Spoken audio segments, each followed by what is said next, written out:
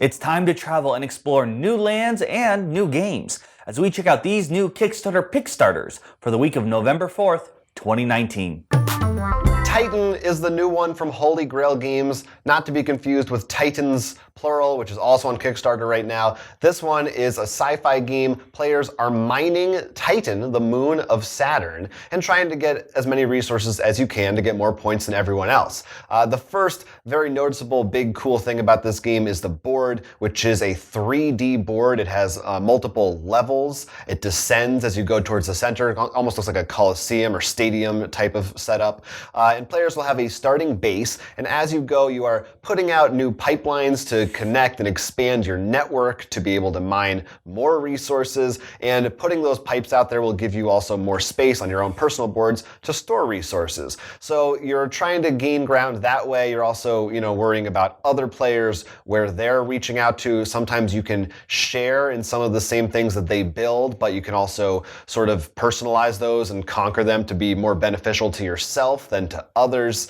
I thought this looked pretty cool, mostly because of that board, to be honest. I think is a big part of it. That just something, anytime a game has some kind of like cool 3D aspect like that, really pops out on a table. But what remains to be seen for me is like, will the gameplay, does it matter that it's 3D? Or is it just like, it could have been flat and it just looks cool? I don't know. I mean, it's still nice for both ways, and I'm sure it'll matter a bit because it's sort of like, how could you not take advantage of that? It's sort of nice when elevation matters. And in more of that, you can literally see it, because I'm sure there are plenty of board games that are flat that are like, this is an elevated spot, but you only know that from a dotted line. Right. If nothing else, it like really cements that mechanic visually so you can see it. That is pretty nice. Mm-hmm. There's a lot of stuff in this game. It's a big one. It's $92 if you want to check it out.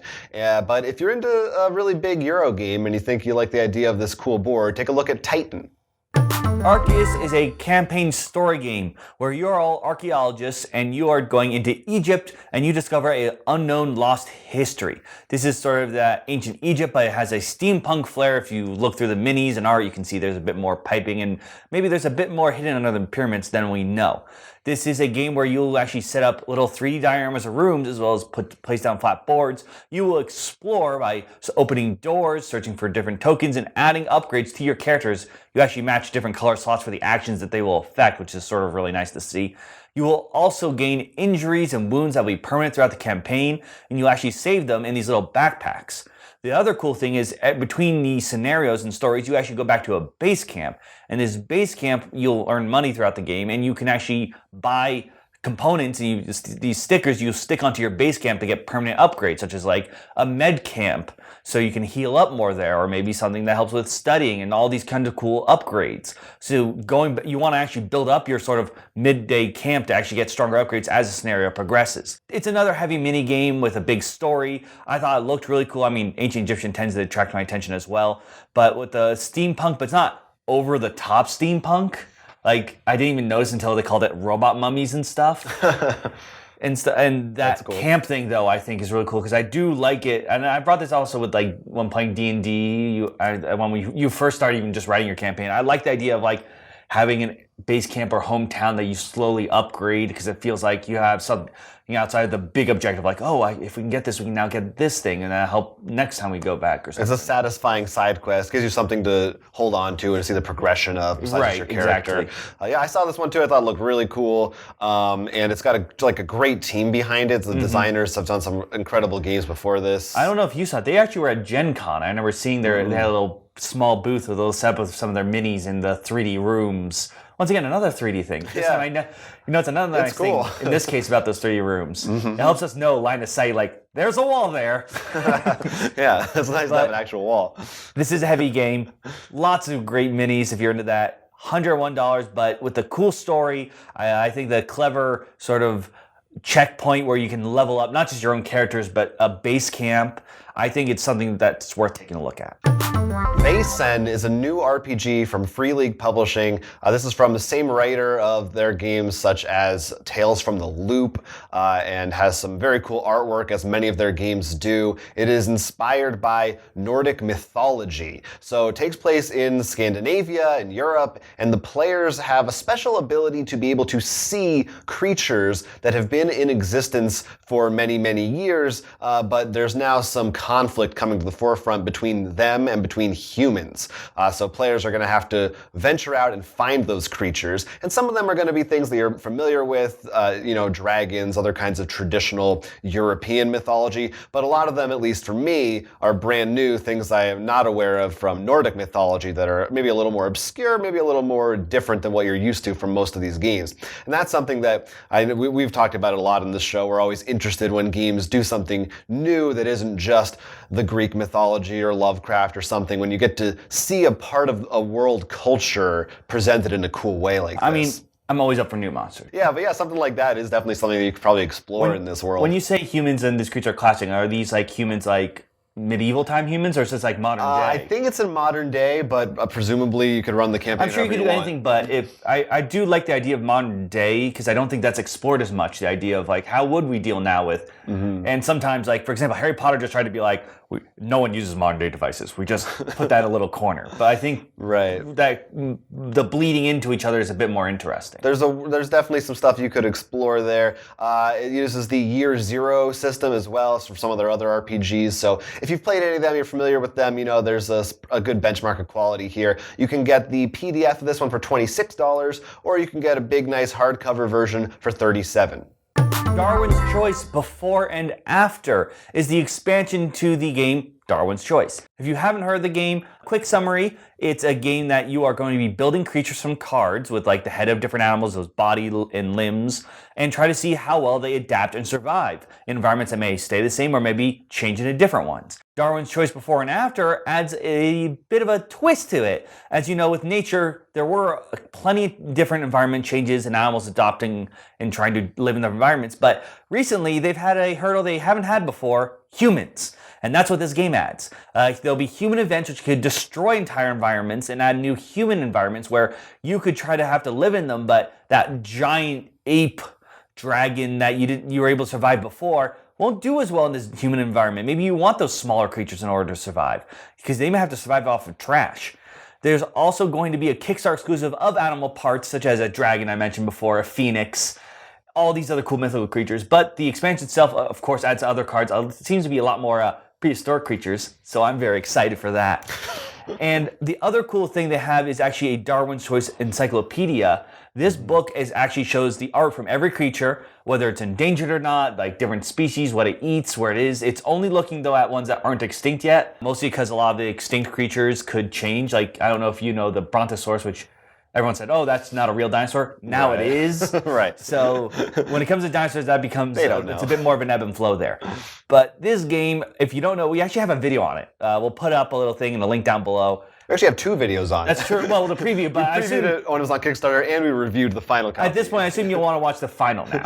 Yeah, but we really liked the game, and there's definitely room for some cool new mechanics and expansions, and having more of those animal cards. Oh yeah, I mean, dinosaurs are what I love, but the human aspect I think is a really clever idea, because sure, environments change, could become a desert, could become a forest or something, but what we've added, like changing an entire landscape of cities, nowhere near the time it takes for those shifts to happen. So it really requires different creatures to survive in those environments. There's a reason why New York is filled with rats and not rhinos. There is? I thought it was just coincidence. I don't know. Well, the game goes for $39. I mean, the expansion. Definitely check it out. There's different pledge levels for like the base expansion for the book, and even for some of the arts you can get prints of. So I definitely think you should look at this. As we move into the holiday season, we've got some holiday-themed games. This one is Ugly Christmas Sweaters. It's a trick-taking game in which your goal is to knit the best ugly Christmas sweater. So it's going to start off with players drafting from a series of cards on the table, and that will also determine your turn order. And then you will be taking from a draft pool, and that will be how you help to build your sweater. So the sweaters have different parts to them. Each one you need 3 different different cards to put together to build it. And once someone has completed 3 sweaters, the round ends. Now you're going to get points for your sweaters based on their completion, but also each round there are going to be different kinds of judgment for it. For instance, a certain color might be in style or a certain pattern. So those are things you're going to want to take into account. And it's also interesting in the way that the trick-taking system works, because when you put your cards in initially, they're going to help determine your player order. Those cards will then become the pool of cards that you can take from for the next round. So there's this balance between how early in the round you want to go versus which cards you want other people to be able to get versus what you want to keep in your hand to be able to play. Some interesting stuff going on. Hopefully I didn't explain it too badly, but it's an ugly sweater game. And it seems, I was interested in this because it seems like the kind of theme that could easily just be a throwaway, goofy game, but there actually sounds like a nice, fun, casual, solid trick-taking game. That mechanic sounds very interesting, the idea of deciding not only like position, but like either A, do I want to get this myself next round, or if I know you want this card kind of deal. Yeah. So I do find it interesting you said like what's in season. I thought the only thing in season for ugly sweaters is wearing it ironically. This takes place in a world where everyone loves ugly sweaters. I don't know what to tell you. Then are they still ugly? Boy, that's a philosophical question we can't answer here today. This one only goes for $15. So if you're looking for something for the holiday season, maybe 2020. I doubt it'll have. Sounds like a stocking stuffer for this year. Yeah, then check it out. I'm not done with Darwin just yet, because I have another game based on him titled On the Origin of Species. This game is more about the actual trip to the Galapagos Islands and discovering the animals than building weird animals themselves. In this game, you are all on the Beagle, and you will actually be exploring the islands and animals as the ship moves throughout the Galapagos. And as you explore different creatures and animals, they give resources for you to actually sort of capture these tiles and get either stronger equipment, crew, or different kinds of elemental points that you sort of want to try to collect, like set collecting by the end of the game when you reach the end of the islands and you gotta leave. This was another game that looked really fun with a lot of interesting animal pieces. I loved like collecting the resources interesting because it was also like, first you put them on there and that like this bird provides like 2 feather, but then you use it to add another bird and then you can replace it depending on the level of the creature.